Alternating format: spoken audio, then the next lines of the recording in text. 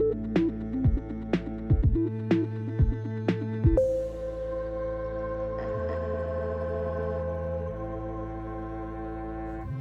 guys, welcome back to Release the Craftin. Bristol here with a little Oracle deck unboxing.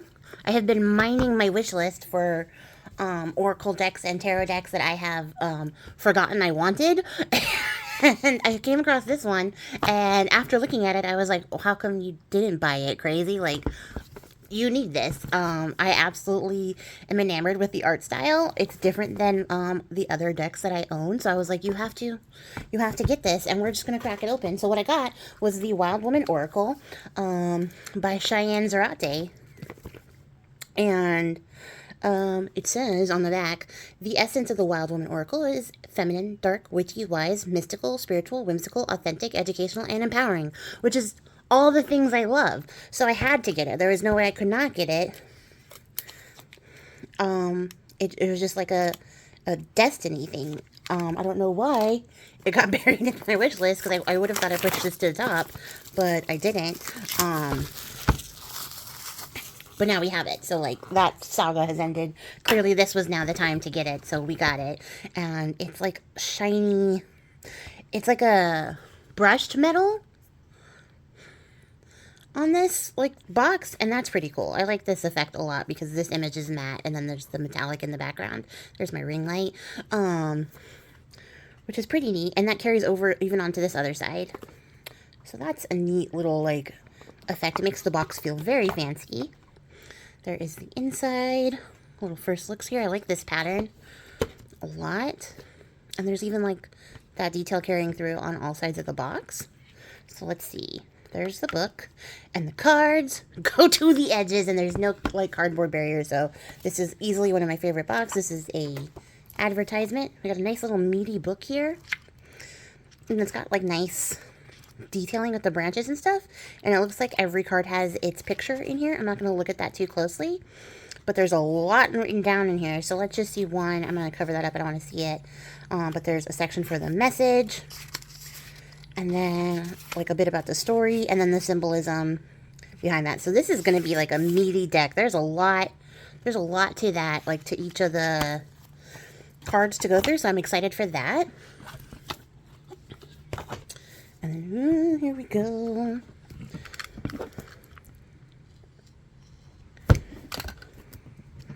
And that probably made you guys nervous, but don't worry. I am a professional at not being able to open a package easily on camera.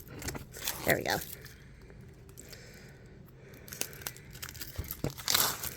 Alright, so we have these nice black edges, which I love. I like when my cards are edged.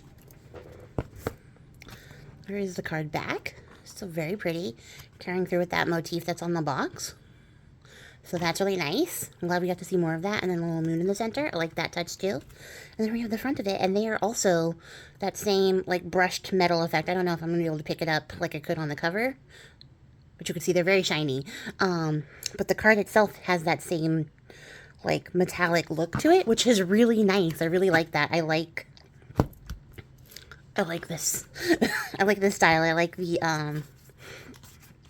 the sketchy line art of it a lot. I think probably the only thing that would make it better is if it carried through with like having the main characters whited out so that you could see them like in sharper relief. But that's more of an artistic criticism than like a how I feel about the cards criticism. Because I just like when things pop like that. But that's me. But I do really like the art style with this deck. And I think maybe we can get a little bit closer. So let's see. Okay, so that looks like I know how to shoot things professionally, right? We're actually looking at the card directly, and hopefully you guys can see the details here, because the artwork is super detailed and it's really pretty.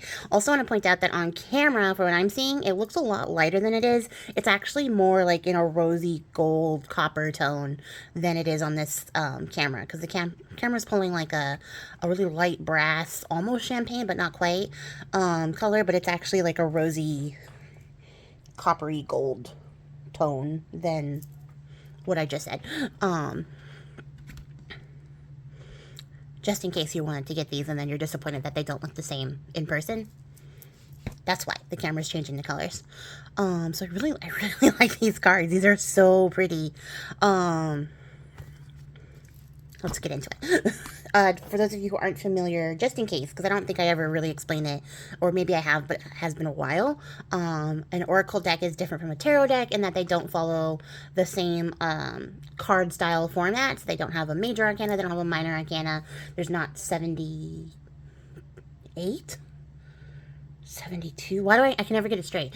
There's not 70 plus cards in an oracle deck. There's however many cards the artist decides to have, and it's more of a free-willing personal sense of like interpretation versus a symbolic, very structured set like the tarot would be, just in case. So that's what we're looking at here. And the first card we have is Rewilding with Grandmother Moon. And it's really funny, I'm doing this right after I did my Sticky Club unboxing of the red writing stickers. And now we have this thing that's giving Red Riding... Words are really hard, guys. Red Riding Hood. And I kind of love that, like, tie-in. A little bit of synchronicity. This is a really pretty card, so I like that. I love the moon features here. Let's see. And then we have Lilith, the first feminist. And that's for autonomy, and I love that that's a card in general. Just the fact that autonomy is like the card itself is amazing. Like, you don't see that a lot. And I love this depiction of Lilith. They have the owls that are associated with her. Like, a lot of her symbols are here. You have like the apples, the snake. That's really cool. So that's a great card. And then we have November Sanctuary, and the meaning of that is sanctuary. And I also like that too. I think I'm really going to enjoy working with this. There's not like a... Because these cards are so shiny. I don't know how to like show you it better without it picking up the actual light in the background. So bear with me on that. Because I want you to be able to see the details, but my light also wants to be the star of the show. But that's just like goes to show how shiny these are. And then we have Yamaya, the mother of all. That's beautiful. So it looks like the deck's going to have like different folklore and goddesses and stuff like that all mixed together, which is really cool. We have Vasilisa the Wise for intuition, which I think is a really perfect card. Also, somebody requested that for Storycraft, so that's coming up soonish. I have a couple others in front of it, but it's coming up, so look forward to that. I'm excited to tell that story. Then we have Blessed Yule for hope, so we're getting some like some Sabbath crossovers, which is really interesting. This is very, very witchy. It's giving very witchy, and I like that. And we have Voice of the Outcast for advocacy. Like some of these keywords. I know words. Some of these keywords are really like perfect. They're giving. They're really giving. I really love that. I love that. We have Esmeralda and her goat out here for advocacy. That's amazing. I like that that's a card a lot. We have Weaver of the Web of Life for cooperation. Look at how beautiful. It's just a beautiful older woman. I don't know what particular like story this one's supposed to be about, so let's see, because I am now curious.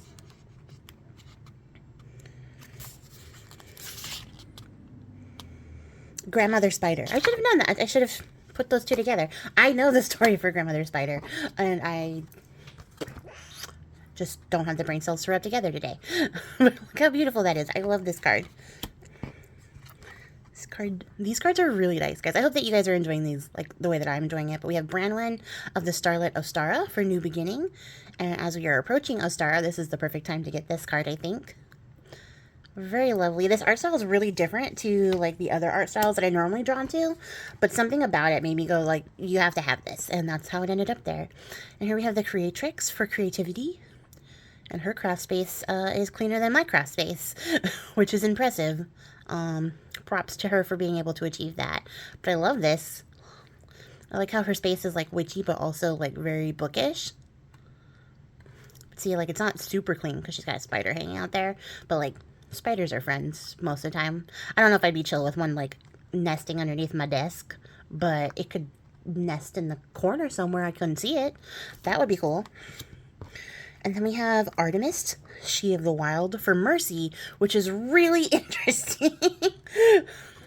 It's a really interesting parallel, and I'm really curious to read about how they relate Artemis to Mercy, because, like, this is giving Callisto and her baby bear son, like, I don't know if that was merciful, particularly.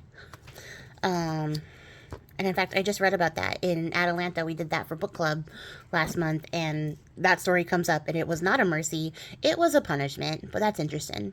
So we have the goddess incarnate for body positivity, and that's really cool. I like these, like, modern, like, ideals becoming keywords for this oracle deck. That makes it really relatable in, like, a very present and current sense. In something that is supposed to be very magical and mystical, like, you also need those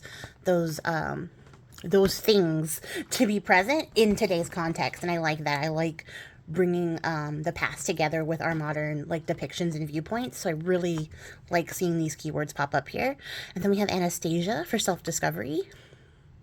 That's a really great pick too. I love this. Anastasia is, like, one of my all-time favorite movies in general, let alone, like, animated films. And I always watch all the history things that have to do with, like, the Romanovs and that whole thing. It's like a weird, like, fascination or, I don't know, hyper focus that I have when that comes on. I always watch little tidbits about that. And we have Peace of the Goddess for inner peace. Oh, look at her with her little kitty. And her food in her bed. Like, girl, you're really at peace. Like, really, really at peace. And I love that for you. But maybe put your tea on the nightstand. It's right there. I mean, after the kitty gets up, of course. But, like, I like her little witchy backdrop. And her little, like, I don't know what you call these. Those, like, hanging princess things. I don't know.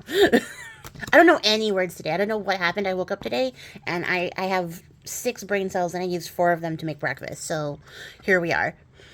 We have Freya, Lady of Love and War, for self-love, which is really cool. I also like that, like, cats are part of her symbol, and they chose a snow leopard. Because she's in the snow. It makes perfect sense. But I love that they chose a snow leopard. I also just watched a really sad thing about how snow leopards are going to go extinct in, like, my lifetime, and that's upsetting to me, and I guess I just shared that fact with you guys for the same effect. Sorry. I won't tell you about the rest of them that go extinct, because that made me, like, cry. And we have Season of the Witch for magic. I'm just gonna roll right on. Like, I didn't just say some depressing shit. We're just gonna keep going.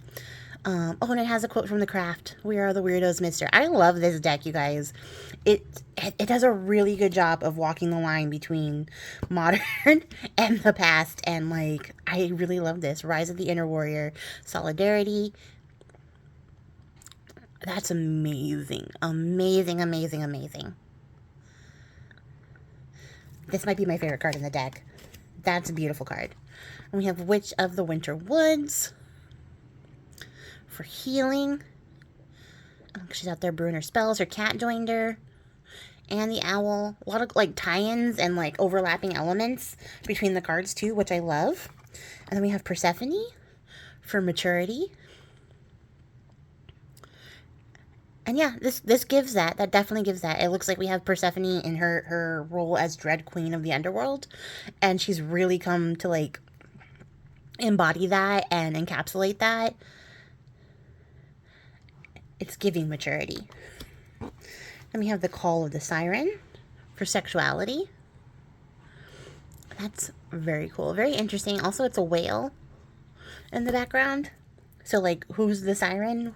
Because whale calls are also thought to have been siren calls at one point. They're very beautiful. Very musical. Look at this crab just hanging out there. It's giving Little Mermaid. But her sisters. Not her, because she didn't do that. And then we have the Morgan for sovereignty. This is beautiful. These cards are so nice. I really love this deck. Every card makes me love this deck just a little bit more. We have Bastet and Sekhmet for ferocious femininity, and that's perfect. No notes. Fantastic. Their stories are already intertwined, and I've talked about that in the past. And that's just a really great That's a really great pull. We have the Sacred Rebel for humility. What is she reading? Ishmael. Huh. Interesting. There's so many little tiny details like on all of these cards. I could spend forever looking at them and just looking at all the little tie-ins here, but like the little quotes and everything.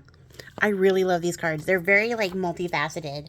And that's amazing. And then we have Medusa for Sacred Rage, which is fantastic. And then a quote from Maya Angelou. That's fantastic. You even have the Pegasus that she gives birth to. No, I love this. I love this deck. I love this deck so much I don't have much to say about it. That's how you know I love it. And then we have Matoka's Truth? I hope I'm saying that right. I did not practice any of these beforehand. And this for Reconciliation. And look at her with a little tiny trash panda. And the sunflowers in the background. And then we have the willow. This is perfect. And the Witching Hour Tea for introspection. I love that there's cats in almost all of these. Did they make this deck out of my brain? That's what it feels like because cats. I love this. I love the little raining like scene in the background. And then she's just like chilling, watching the moon, enjoying her tea. She's got her gloves on. Like she's having a very fancy time by herself. She's also completely unbothered. Like the cat's unbothered. She's unbothered. This mouth is like taking advantage of the fact that everyone is so unbothered, and I love that for him. Then we have Scotty for authenticity. And look at her with her wolf. She's so pretty.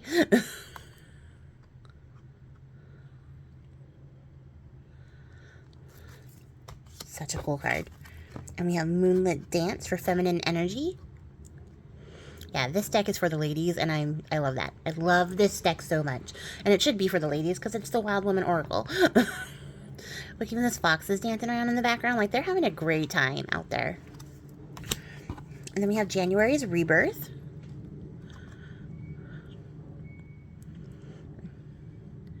And she's just, like, observing the winter as it goes by. Can I read these?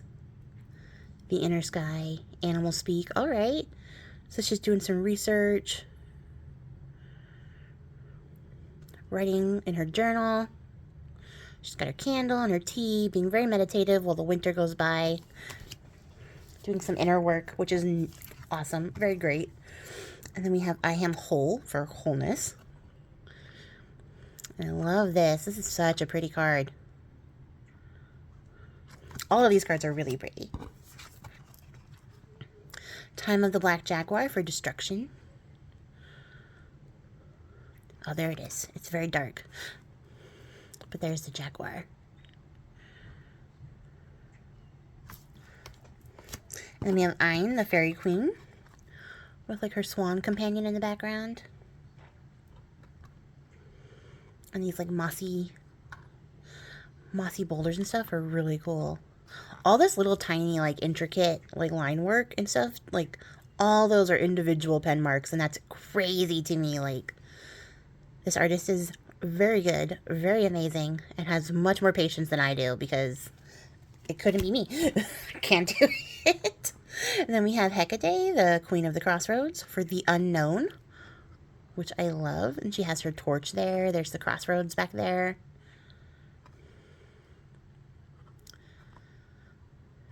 Super cool. And we have a High Priestess. So we have a callback to the tarot card of the High Priestess with the two poles and her being in between. But like, there's her work, there's her cat. And it looks like she's like drawing out like a zodiac wheel, like a star chart. But that's really cool. And I love that little like tarot callback inclusion because I think we all feel very witchy when we pull the High Priestess in a tarot like reading. So I think having it in this is perfect. And then we have Home at Last for aloneness. And I like that it's aloneness, but she's not actually like alone, right? Like she has her cat there. She has a spider friend. But she's like enjoying the time alone, at peace with that time alone. I really like that. There's a lot of very restful cards in this deck, which speak to like taking a break, having breathers, becoming comfortable by yourself, like those sort of things, and I like that a lot. And then the last card we have is Morana, Goddess of Death, for, of course, death. And I really like that. I like that there's a death in here, because, you know, death symbolizes, you know, new beginnings and the end of one cycle for something else, and I do like having that in an oracle deck. It gives it, like, a sense of finality. And that's the entire deck, guys. I love this deck. I cannot wait to start working with it. I can't wait to read about it. I know that there's a lot of, like, tie-ins and symbolism that I am not being able to touch on in, like, the time that I have here, but I will be able to touch on when I am reading it myself. I won't be touching on anything. That's such a weird turn of phrase. But I'll be able to look over it and, you know, get familiar with it as time goes on. I really like the black edges for this. I think they work really well with the metallic fronts.